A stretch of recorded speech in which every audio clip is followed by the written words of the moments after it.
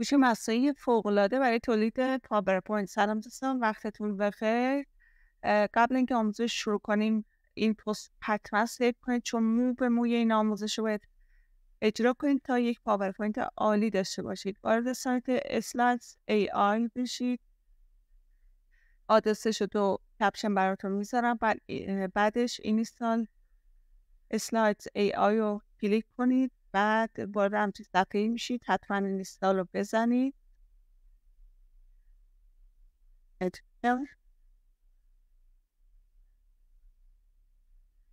ازتون ایمیل و یه سری چیز دیگه میخواد تا وارد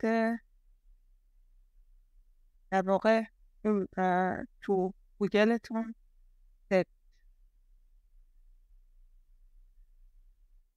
دار.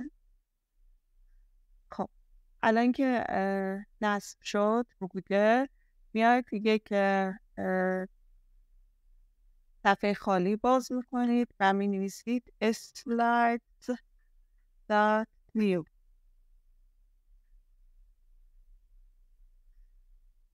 خب وارد همچین صفحه میشید. بیاید از قسمت اکستنشنز ها generate slides رو انتخاب کنید. یه مقدار منتظر بمونید تا بالا بیاد.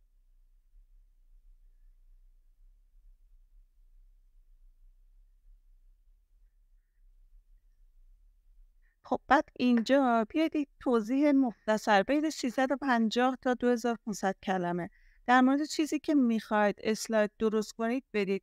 مثلا من میخوام در مورد بازاریابی دیجیتال اسلاید میام اینجا تعداد اسلاید هامو مشخص میکنم. مثلا من در 5 اسلاید میخوام. این مابقی محتوا رو خودش تولید میکنه. همینطور که میبینید من دارم به فارسی هم ازش اسلاید میخوام. قسمت تم ها، بیاید تمی که مد نظرتونه انتخاب کنید، سلکت رو بزنید.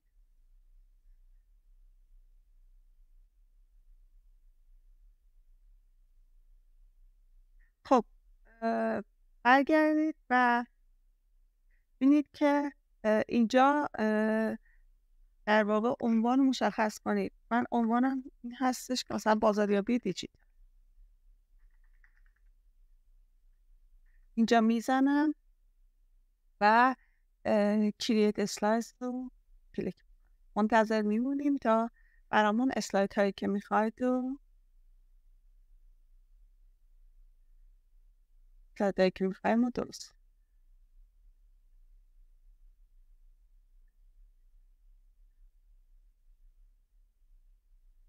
خب بعد اینکه درست کرد اینو میبندیم و این اسلاید هایی که میخواستیم آماده است. ببینید چندین اسلاید برای ما در مورد همون قدری که خواسته بودیم در مورد بازاریابی دیجیتال درست کرد. چون مثلا از یک تصویری خوشتون نیومده، درسته؟ میایید رو اون اسلاید مد نظر اون تصویر انتخاب میکنید. مثلا این تصویر میخواید عوض بشه، میایید دوباره سراغ اکستنشنز ها و این دفعه ماجیک رایت رو استفاده میکنید. اون انتخاب کنید. شما میتونید تصویر اینو با تصاویری که خودش تولید میکنه الان تولید میکنه جایگزین کنید، یا باز بیاید این تصویر که مثلا من میگم بازاریابی محتوا یا مارکتینگ برام تولید کن، در واقع اونو جایگزین کنید. اینجا مثلا این در گزینه دوم انتخاب کنید. یه سری تصاویر براتون میاره، این گزینه رو بزنید و براتون تصاویر پیشنهادشو بده. اینو انتخاب کنید، اینو بزنید جایگزین بشه.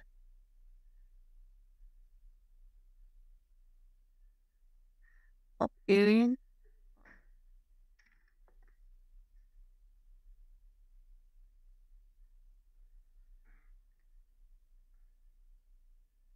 اگر از این تصاویرم خوشتون نیامد میتونید اینجا این در واقع جستجو رو بزنید و چیزی تایپ کنید، مثلا مارکتینگ. فقط اینجا دیگه انگلیسی سرچ کنید. اینو از در واقع خودش تولید میکنه این تصاویر رو و بهتون تحویل میده.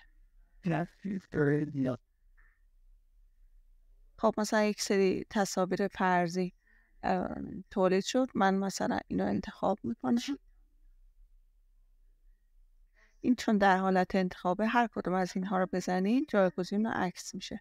یا اینجا این قسمتش یک قسمت های دیگه هم داشت، بکو بزنید برای پارافریز جمله، مخصوصا برای اون اسلاید هایی که انگلیسی هست میتونید پارافریز کنید جملات پیشنهادیش رو جایگزین این جملات میکنه. و امکانات بیشمار دیگه ای هست اینجا داره که میتونید استفاده کنید. اسلاید جدید ایجاد میکنه، رنگش رو عوض میکنه، زمینش رو، بعد فونتش رو تغییر میده. امکانات بسیار زیادی هست که میتونید استفاده کنید و لذت ببرید. امیدوارم این آموزش براتون مفید واقع بشه. با لایک و سیو و کامنت ارسال برای دوستان از ما حمایت